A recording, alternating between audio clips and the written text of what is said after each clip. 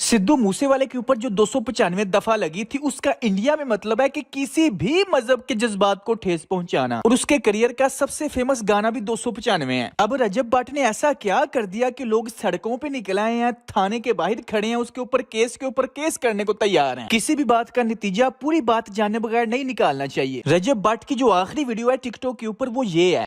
आप सब अपना ख्याल रखो, इंशाल्लाह जल्दी मुलाकात होगी। उसी सेम शर्ट में वो जहाज में बैठा हुआ और ऐसा महसूस हो रहा है कि वो पाकिस्तान छोड़ के शायद दुबई चला गया, क्योंकि पाकिस्तान में उसके ऊपर 295 एक दफा लगी हुई थी। और अब जो लोग सड़कों पे निकले हुए हैं, थानों के बाहर खड़े हैं, वो 295 सी लगाने की डिमांड कर रहे हैं। यानी जो कोई भी शख्स हुजूर अक़दस रहमतल लिल आलमीन की शान में गुस्ताखी करता है, उसकी एक ही सजा है, कत्ल। अब पॉइंट ये है कि रजब भट्ट ने ऐसी कौन सी गुस्ताखी की है कि 295 सी उसके ऊपर लगाने की डिमांड कर रहे हैं। चले आए शुरू से देखते हैं। सिगरेट पी रहा है, बोतल पी रहा है, तो पुलिस वाला डाला है, तो उन्हें क्या चल बह चलो नहीं पता रोजे के कहता भाई असी साई हुन्ने।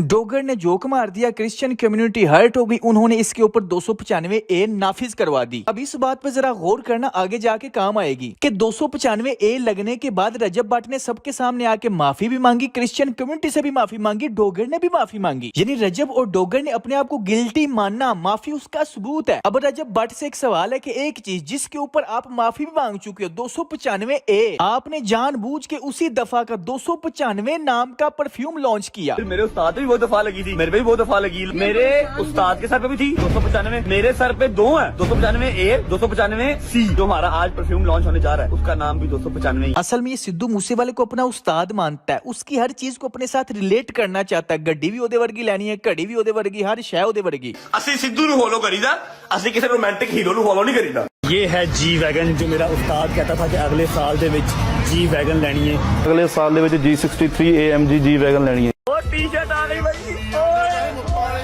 मूसेवाले की अल्लाह उसकी मग़फ़िरत फरमाए। बंदा इससे पूछे कि वो तेरा कैसे उस्ताद है। असल में आजकल की जनरेशन में अद्धे से ज्यादा सिद्धू मूसेवाले के गाने सुनते हैं, तो जब वो देखते हैं कि वो ये रजब भट्ट तो सिद्धू मूसेवाले से इश्क करता है, तो ये नेचुरल है जब दोनों का हीरो एक ही हो, तो वो तो इसे सब्सक्राइब करेंगे। ये डक्की क्यों जाकिर नाइक, शाहरुख खान, विराट कोहली का नाम ले रहा था? क्योंकि इसको पता है कि मैक्सिमम लोगों के हीरोज यही हैं। क्या इत्तेफाक है कि ये सारे इंडिया से हैं। असल में ये वहाँ की ऑडियंस को टारगेट करते हैं कि उनकी ऑडियंस हमें आके सब्सक्राइब करे। जापान या इंडिया? हाय, मुश्किल नाम तो नहीं है। इंडिया मेरी ड्रीम कंट्री है भाई, मेरी इंडिया मेरी ड्रीम कंट्री है। इन दोनों मुनाफिकों को पता है कि पाकिस्तान से मैक्सिमम कितने सब्सक्राइबर्स आ जाएंगे, 2 मिलियन, 5 मिलियन, 10 मिलियन, लेकिन इंडिया की आबादी 150 करोड़ है। इसी तरह ये रजब भट्टी भी शिया कार्ड के साथ साथ सिद्धू मूसेवाला कार्ड खेलता है। सिद्धू मूसेवाले के ऊपर भी चूंकि 295 दफा लगी थी, तो इसने सोचा कि मैं तो अपने उस्ताद मोहतरम के नक्शे कदम पे या मैं इस नाम का परफ्यूम लॉन्च करता हूँ, लोगों को बताता हूँ, क्या देखो मेरे तो भी 295 लगी। अब वो वीडियो बनाते हुए इससे एक गलती हो गई कि इसने 295 ए के साथ साथ 295 सी भी बोल दिया। इसके अंदर एक खसलत है कि बदमाशी करता है और गुरूर भी करता है। लड़कों को अगर मारेगा तो कहेगा हाँ मैंने मारा, जो करना कर लो। को बिल्कुल मारा, मैंने मारा, मेरे गार्ड्स ने मारा। अगर जेल में जाएगा तो कहेगा हाँ खैर है, बंदे ही जानते हैं।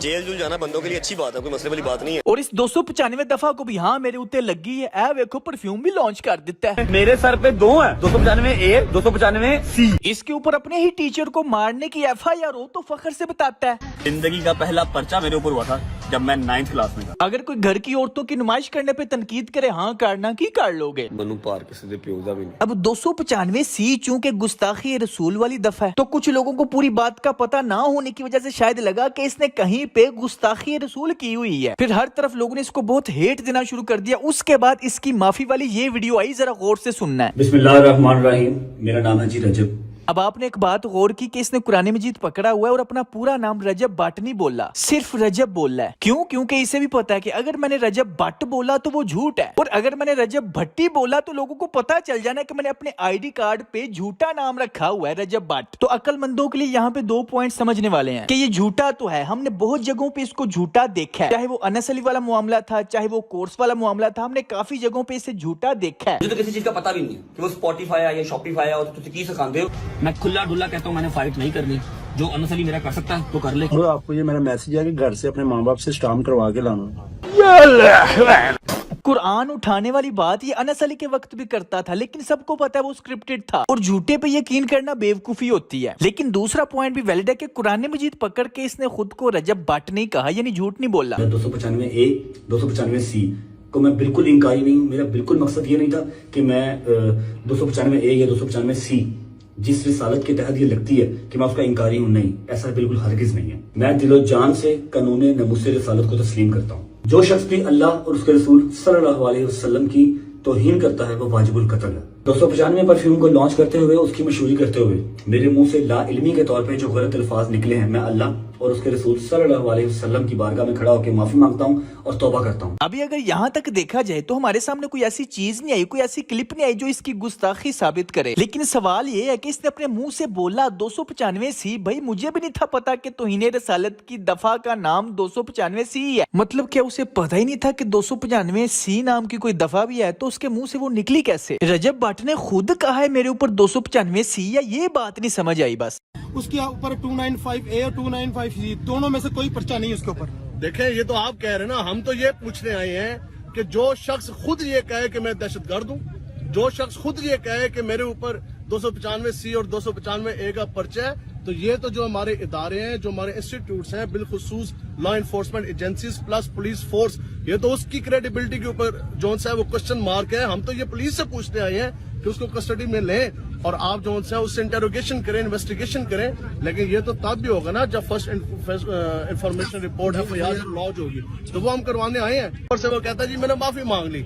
ये तो इसी तरह ही है कि आप जनाब हजार बंदे मारे और उसके बाद आप कह दें कि मैंने माफी मांग ली। बाकी बातें तो समझ आ गई हैं, लेकिन इसने खुद क्यों क्लेम किया कि मेरे ऊपर 295C है? और इसने माफी वाली वीडियो में वजाहत भी नहीं की कि वो झूठी FIR है या सच्ची है, हुई है कि नहीं हुई। बस ये क्वेश्चन रह गया। बाकी तो मुझे कहीं पे ये गुस्ताखी करता हुआ नजर नहीं आ रहा। भाई मुझसे ज्यादा इन फैमिली व्लॉगर्स को कौन बुरा कहता है, लेकिन मुझे कहीं पे इसने हुजूर पाक की गुस्ताखी की हो ये नजर नहीं आया। हाँ, आप उसे बगैरत कहो, ये बगैरत है, ये जाहिल है, अपनी माओ बहनों की नुमाइश करते हैं पैसों की खातिर। खुद को मुसलमान क्लेम करने के बावजूद अपना उस्ताद फॉलो किसे कर रहा है? सिद्धू मूसेवाले को। अपने इन मिलियंस ऑफ बच्चों को क्या सिखा रहा है? बदमाशी, जहालत, बगैरतपना, मादा परस्ती के पैसों की खातिर अपने घर की औरतों की भी नुमाइश कर दो। तो ऑफ कोर्स ये इस्लामी जमहूरिया पाकिस्तान में हमारे मुआशरे पे एक धब्बा है। लेकिन यार आप मौके का फायदा उठा के उसके ऊपर गुस्ताखे रसूल वाली दफाएं ना लगाओ। अवाम में बहुत ताकत है यार। अगर अवाम दानिश तैमूर से माफी मंगवा सकती है, रजब भट्ट से माफी मंगवा के उसे छुपने पे मजबूर कर सकती है, तो यही अवाम कानून क्यों नहीं पास करवा सकती इसी बेहयाई, बगैरती और फहाशी के खिलाफ? आज तक जितने भी अच्छे कानून कोई पाकिस्तान में नाफिज हुए हैं वो अवाम की ताकत से ही हुए हैं ना। तो यही अवाम इस बगैरती, बेहयाई के खिलाफ क्यों नहीं कोई कानून पास करवाती? असल में वजह पता है क्या है? पाकिस्तान में आधी से ज्यादा अवाम इस काम को बगैरती, बेहयाई और फहाशी समझती हो ही नहीं। चाहे ड्रामा इंडस्ट्री में, चाहे फिल्म इंडस्ट्री में, चाहे टिकटॉक पे, चाहे शादियों पे, चाहे इधर उधर कहीं भी औरतों का अपनी नुमाइश करना इतना नॉर्मलाइज कर दिया गया कि हर कोई समझता है यार ये इसमें क्या गलत है, कुछ ये तो कल्चर है हमारा। तो भाई जरा समझो, रजब भट्ट ने हुजूर पाक की शान में कोई गुस्ताखी नहीं की, लेकिन इन लाखों बच्चों को बदमाशी, बगैरती और मादा परस्ती जरूर सिखाई है। और अल्लाह भी आजमाता है हर कौम को ऐसे नमूने भेज के। तो ये कौम तो फेल हो चुकी है, क्योंकि इस कौम ने अपना हीरो बदमाशों, बगैरतों, जाहिलों, मुनाफिकों, मादा परस्ती सिखाने वाले अमीरों और बेहयाई, अयाशी, फहाशी सिखाने वाले सेलिब्रिटीज को बनाया हुआ है। तो जिस कौम के हीरोज बदमाश, बगैरत, नाचने गाने वाले हों, वो जाके फलस्तीन को नहीं बचा सकती। इस कौम का मसला पता है क्या? ये मौत से डरती है। ये लंबी जिंदगी की प्लानिंग करके बैठी है। प्यार, मोहब्बत, इश्क, मशूकी, बीवी, बच्चे, शादियां और ये गाड़ी, बंगला, पैसा, बैंक बैलेंस, बस ये इनकी जिंदगी है। तो ऐसी कौम जिनकी जिंदगी का मकसद और प्रायोरिटीज ये हैं और उनके हीरोज भी वैसे ही नाचने गाने वाले बगैरत हैं, तो ऐसी कौम फलस्तीन को नहीं बचा सकती। भाई मसला हम में है, जैसे हम होंगे वैसे ही हुक्मरान नाफिज होंगे। मैं जब भी कोई ऐसी बातें करता हूँ ना, तो अक्सर लोग यही कहते हैं, एडा तू मौलवी, तू भी व्यूज के लिए कर रहा है, तेरे कहने से ये क्या होगा? जा अपना काम कर, तेरे कहने से क्या फायदा होगा? ये पता है कौन लोग हैं? ये वही लोग हैं जिन्होंने इन बगैरतों, बदमाशों, बेहयाओं को सेलिब्रिटीज बनाया हुआ है, हीरो बनाया हुआ है। ये खुद भी अपने हीरोज जैसे हैं और उन जैसा ही बनना चाहते हैं। ये सच जानने के बावजूद बदलना नहीं चाहते। ये अपने हीरोज, सेलिब्रिटीज जैसी जिंदगी चाहते हैं, उन जैसा लाइफस्टाइल चाहते हैं, उनको फॉलो करते हैं, उनसे सीखते हैं, उनको देख कर अपनी जिंदगी के फैसले करते हैं, उन जैसा लाइफ पार्टनर चाहते हैं, उन जैसी शादियां करना चाहते हैं, उन जैसी कामयाबी चाहते हैं।